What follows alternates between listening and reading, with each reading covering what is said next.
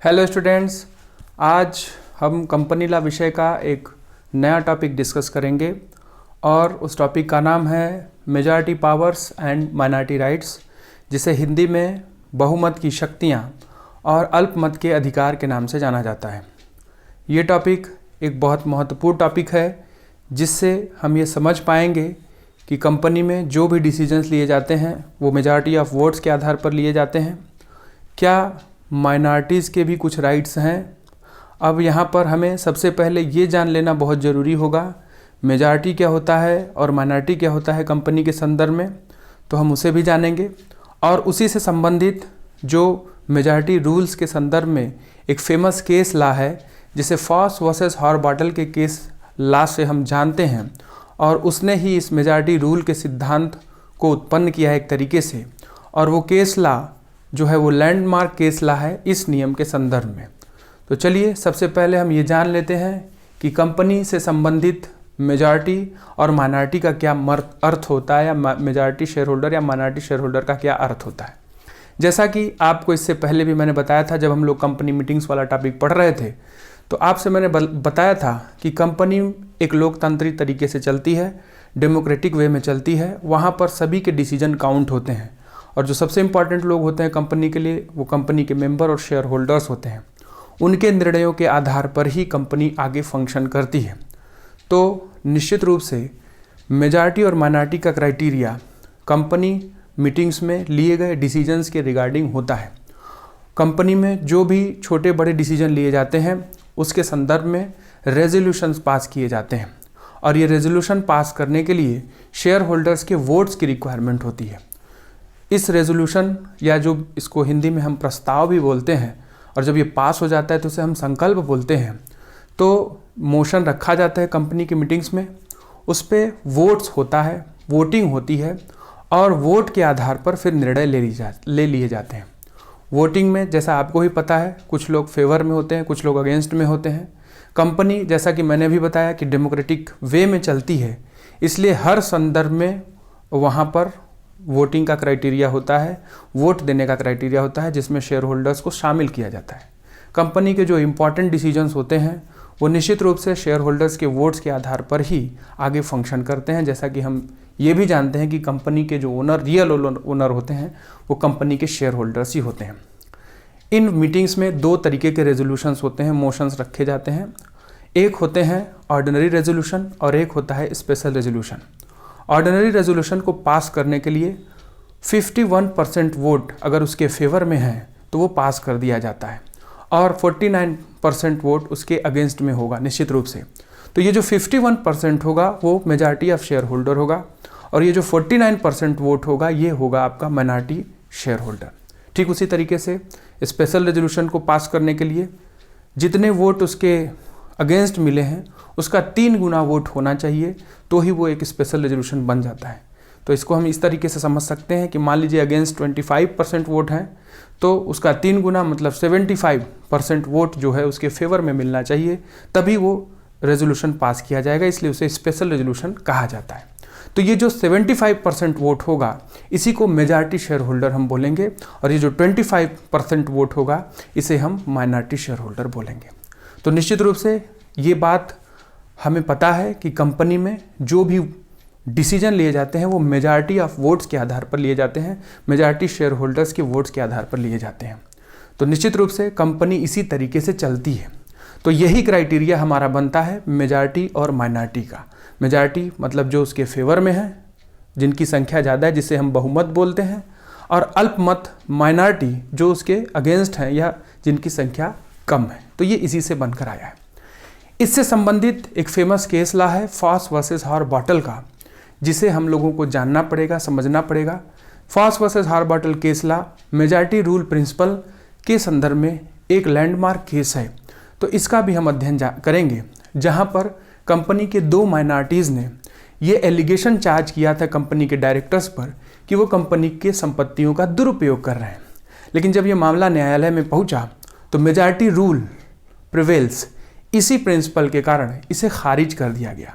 लेकिन इसके पश्चात कुछ एक्सेप्शन भी बनाए गए, जिससे माइनॉरिटीज़ को भी राइट दिए गए, माइनॉरिटीज़ को भी अधिकार दिया गया कि अगर कंपनी में कोई भी गलत काम होता है कोई भी इल्लीगल एक्ट होता है तो केवल मेजॉरिटी को ही राइट नहीं होगा उस पर जो है डिसीजन लेने का, या कंपनी को ही राइट नहीं होगा उस पर डिसीजन लेने का। माइनॉरिटी शेयर होल्डर भी याचिका दायर कर सकते हैं, पिटीशन फाइल कर सकते हैं।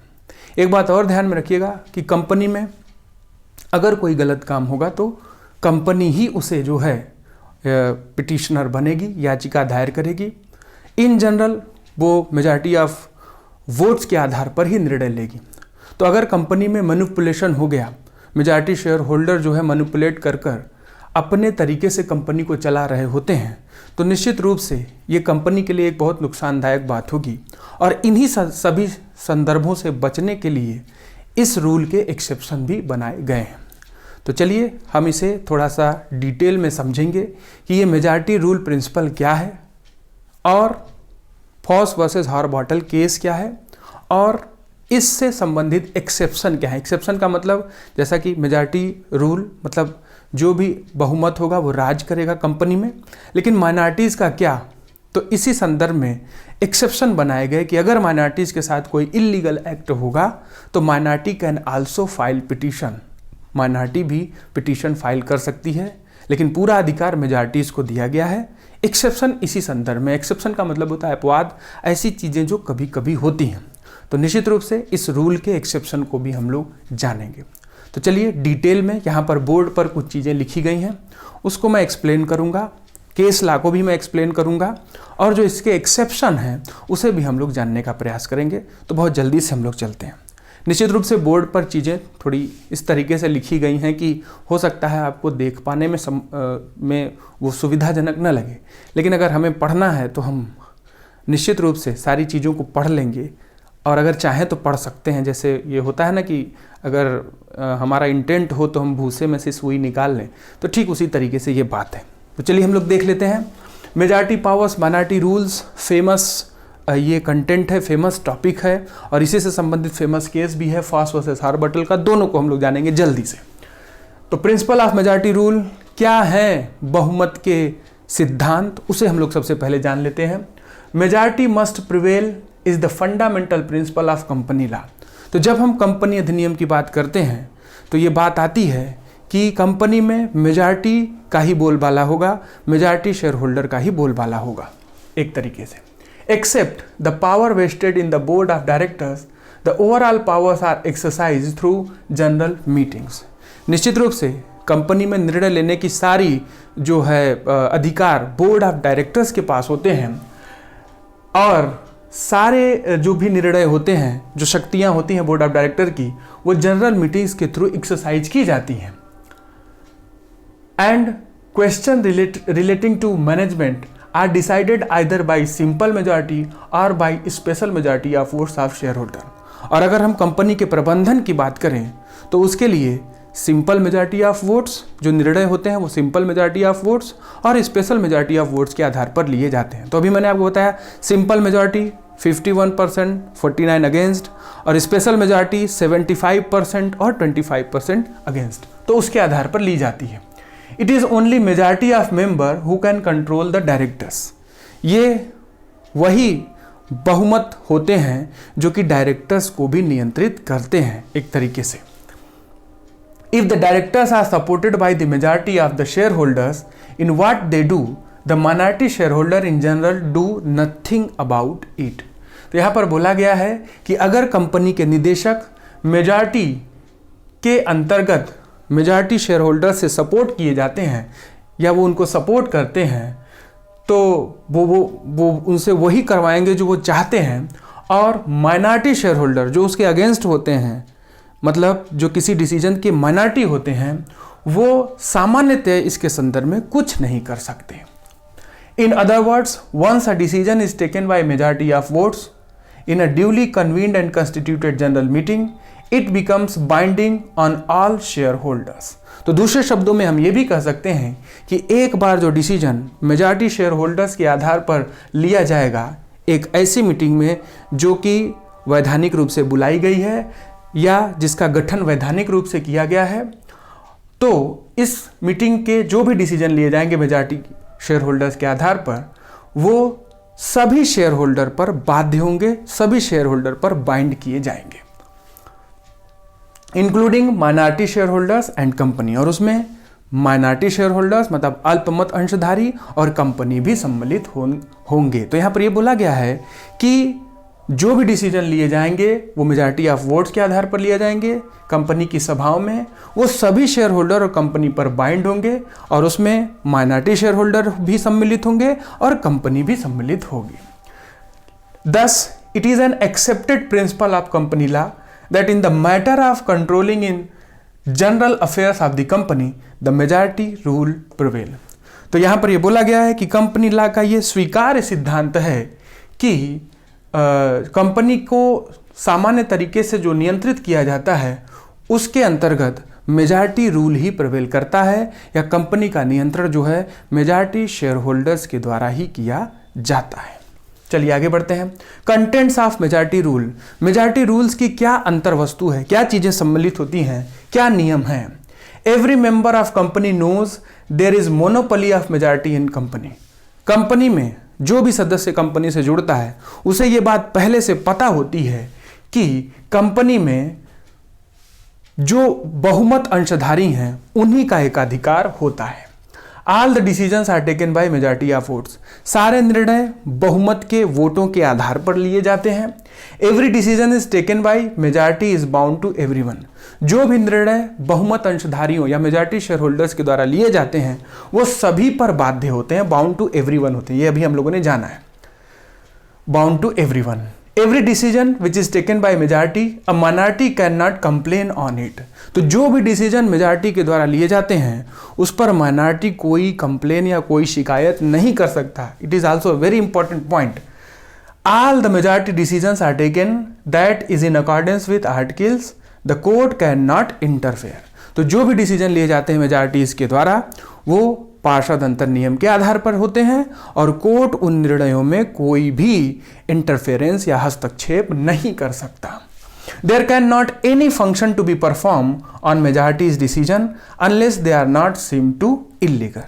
तो मेजॉरिटी डिसीजंस पर कोई भी कार्रवाई नहीं की जा सकती, तब तक नहीं की जा सकती जब तक कि वो न लगे कि वो अवैधानिक है या इलीगल है। तो ये मेजॉरिटी रूल्स के कंटेंट्स हैं जिसमें आपको ये बताया गया कि मोनोपोली होती है मेजॉरिटी ऑफ डिसीजन की, मेजॉरिटी ऑफ शेयर होल्डर्स की, माइनॉरिटी इस पर कोई कंप्लेन नहीं कर सकता। जो भी मेंबर होते हैं, जो भी कंपनी से जुड़ते हैं, उन्हें इस बात का पहले से पता होता है कि कंपनी में जो भी निर्णय लिए जाएंगे वो मेजॉरिटी ऑफ वोट्स के आधार पर लिए जाएंगे और मेजॉरिटी की ही मोनोपोली होगी। मेजॉरिटी कौन? किसी भी प्रपोजल के, किसी भी मोशन के जो फेवर में होंगे, जिनकी संख्या ज़्यादा होगी, और माइनॉरिटी कौन? जो उसके हो सकता है अगेंस्ट हो या जिनकी संख्या कम हो। चलिए, अब मैंने आपसे एक बात बताई, जो इस प्रिंसिपल के से संबंधित फेमस केस लॉ है फॉस वर्सेस हार्बाटल का, उसे भी हम लोग जान लेते हैं और वो बहुत इंपॉर्टेंट है। ये केस लॉ ही एग्जामिनेशन में पूछा जाता है कि explain the case law Foss versus Harbottle. तो आपको अगर ये केस लॉ आता है तो ये केस लॉ केवल मेजॉरिटी रूल प्रिंसिपल से संबंधित है और ये जो प्रिंसिपल बना है उसके लिए ये केस लॉ एक लैंडमार्क माना जाता है।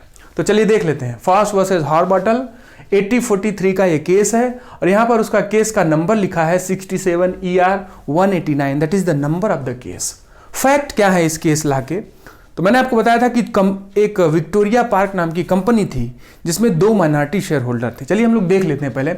Richard Foss and Edward Starkie were 2 minority shareholders in Victoria Park Company, Manchester. तो मैनचेस्टर इंग्लैंड की एक कंपनी थी, विक्टोरिया पार्क से संबंधित एक कंपनी थी और उस कंपनी के 2 माइनॉरिटी शेयर होल्डर थे। माइनॉरिटी का मतलब वो जो कि किसी प्रपोजल के अगेंस्ट रहे होंगे। रिचर्ड फॉस एंड एडवर्ड स्टारकाई, उनका नाम था रिचर्ड फॉस एंड एडवर्ड स्टारकाई। इस केस का नाम भी जो है फॉस वर्सेस हार्बाटल, रिचर्ड फॉस जो पहला पिटिशनर है उसके नाम पर है और हार्बाटल जो one of the director of the company था विक्टोरिया पार्क के, जो कि इसके अगेंस्ट था, वो था। तो ये 2 माइनॉरिटीज थे जो कि विक्टोरिया पार्क मैनचेस्टर की कंपनी थी उसके थे।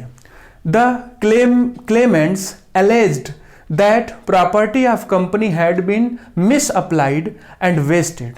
तो ये जो भी क्लेम करने वाले थे, ये जो दो माइनॉरिटी शेयर होल्डर थे जिन्होंने याचिका दायर की थी, उन्होंने ये आरोप लगाया था कि कंपनी की संपत्तियों का दुरुपयोग हो रहा है and various mortgages were given, कई सारे बंधक दिए जा रहे हैं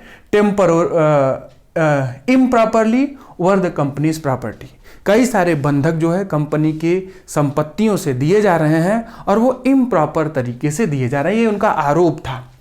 द डिफेंडेंट वेर 5 डायरेक्टर्स, तो जो जिनके अगेंस्ट में इन्होंने ये मुकदमा दायर किया था वो कंपनी के 5 निदेशक थे। कौन कौन से थे उनके भी नाम यहां पर लिखे हैं, Thomas Harbottle, Joseph Adshead, Henry Byrom, John Westhead and Richard बीली।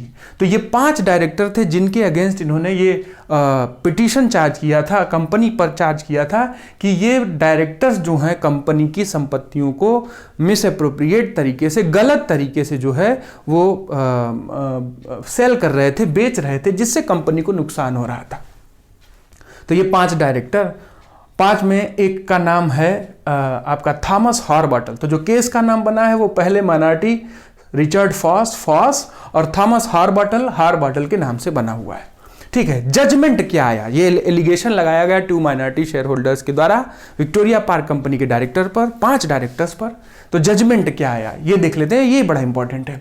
The court dismissed the claim and held that when a company is wronged by its director, it is only the company that has standing to sue। तो ये बड़ा ही important decision रहा, judgement था, फैसला था। जब ये petition गया तो जज ने जो है, कोर्ट ने जो है इस क्लेम को डिसमिस कर दिया, मतलब एक तरीके से खत्म कर दिया, नहीं माना। और उसने ये कहा कि अगर कंपनी में कोई गलत चीज हो रही है तो ये कंपनी के डायरेक्टर और या तो कंपनी को अधिकार है कि वो जो है मुकदमा दायर करे, न कि माइनॉरिटी शेयर होल्डर को। और इसी प्रिंसिपल के कारण जज ने इस केस को जो है खारिज किया कि कंपनी में मेजॉरिटी के ही निर्णयों पर काम होता है, माइनॉरिटी शेयर होल्डर जो है कभी भी किसी भी तरीके का कोई कंप्लेन नहीं कर सकता है। तो जजमेंट जो है वो इसी आधार पर आया और जज ने जो है 2 चीजें यहां पर दी। इस जजमेंट के अंतर्गत 2 चीजें थी, एक तो रॉन्ग प्लेंटिफ कौन पिटीशन फाइल करेगा और दूसरा मेजॉरिटी रूल प्रिंसिपल। ठीक है ना। तो रॉन्ग प्लेंटिफ का मतलब जज ने बोला कि गलत लोग आ गए हैं इसे फाइल करने के लिए, आते तो कंपनी को ही आना चाहिए था, डायरेक्टर्स को आना चाहिए था, लेकिन चूंकि मेजॉरिटी रूल प्रिवेल करता है, मेजॉरिटी के ही डिसीजन को माना जाता है, तो उसने मेजॉरिटी को भी एक जो है पक्ष बनाया कि मेजॉरिटी ही जो है वो पिटीशन फाइल कर सकता है, न कि माइनॉरिटी। ठीक है, लेकिन इस केस के बाद ही ये जानते हुए कि कंपनी में गलत हुआ था, कुछ एक्सेप्शन भी बनाए गए। मतलब मेजॉरिटी तो राज करेगा लेकिन कुछ अपवाद भी बनाए गए, तो वो भी हम लोग जान लेते हैं, जो कि कंपनी लॉ से जुड़ा हुआ है। एक्सेप्शन हर जगह आपको देखने को मिलता है। क्या एक्सेप्शन रहे यहां पर लिखा गया है, from the rule in Foss versus Harbottle it become crystal clear that a minority even as great as 49% has no voice in control and management of the company. तो इस रूल से, फॉस वर्सेस हॉर्बॉटल केस से हमें यह पता चलता है, एकदम साफ हो जाता है, क्रिस्टल क्लियर हो जाता है कि एक माइनॉरिटी जो कि 49% तक होगी, उसे कोई भी अधिकार नहीं है कि वो अपनी आवाज उठाए कंपनी के प्रबंध और नियंत्रण से के संबंध में। ठीक है, management of the company affairs, but in order to prevent the majority from misusing the privilege, certain exception admitted। तो यहां पर बोला गया कि माइनॉरिटी नहीं कर सकता। ठीक है, माइनॉरिटी जो है वो कंपनी के मैनेजमेंट में वो 49% का माइनॉरिटी भी होगा तो भी उसको कोई अधिकार नहीं है, लेकिन मेजॉरिटी अपने इस अधिकार का कोई मिसयूज न कर सके, इसके लिए कुछ एक्सेप्शन बनाए गए, कुछ अपवाद एडमिट किए गए। तो आपको ये समझ में आ रहा होगा निश्चित रूप से कि मेजॉरिटी ही जो भी निर्णय लेगा वो मेजॉरिटी लेगा। मेजॉरिटी गलत भी करेगा निश्चित रूप से, लेकिन मिसयूज अगर करेगा, गलत करेगा, तो उसके संदर्भ में कुछ एक्सेप्शन यहाँ पर एडमिट किए गए जो कि इस केस लॉ से संबंधित है। तो जो एक्सेप्शन है वहाँ पर ये पॉइंट्स लिखे गए हैं, कौन कौन से एक्सेप्शन हुए। Ultra vires and illegal act, अगर कंपनी में कोई भी पार्षद सीमा नियम और पार्षद अंतर नियम के विरुद्ध जाकर काम होगा, मेजॉरिटी उसके खिलाफ काम करेगा, तो उसको जो है अगर कोई अवैधानिक काम करेगा तो उसे इस नियम का अपवाद माना जाएगा, मतलब उस केस में माइनॉरिटी पिटीशन फाइल कर सकेगा। फ्रॉड ऑन दी माइनॉरिटी, अगर माइनॉरिटी के साथ किसी भी तरीके का फ्रॉड होगा तो ऐसे भी परिस्थिति में माइनॉरिटी पिटीशन फाइल कर सकता है, मेजॉरिटी के पिटीशन की जरूरत नहीं है। रॉन्ग डूअर्स इन कंट्रोल, अगर कंपनी में गलत लोग डायरेक्टर हो गए और वो कंपनी को नियंत्रित कर रहे हैं तो ऐसी परिस्थिति में भी माइनॉरिटी जो है वो पिटीशन फाइल कर सकता है। इंडिविजुअल मेंबरशिप राइट, किसी भी सदस्य के अधिकार के संदर्भ में अगर कोई गड़बड़ी होती है तो मेंबर जो है पिटीशन फाइल कर सकता है। ब्रीच ऑफ ड्यूटी, अगर कोई डायरेक्टर अपने कर्तव्यों का सही तरीके से पालन नहीं करता तो ऐसी परिस्थिति में minority share holder petition file कर सकता है। और last, where there is operation and mismanagement, और अगर कंपनी में अन्याय और कुप्रबंध हो रहा है तो माइनॉरिटी बैठेगा नहीं, ऐसी परिस्थिति में माइनॉरिटी भी पिटीशन फाइल कर सकता है।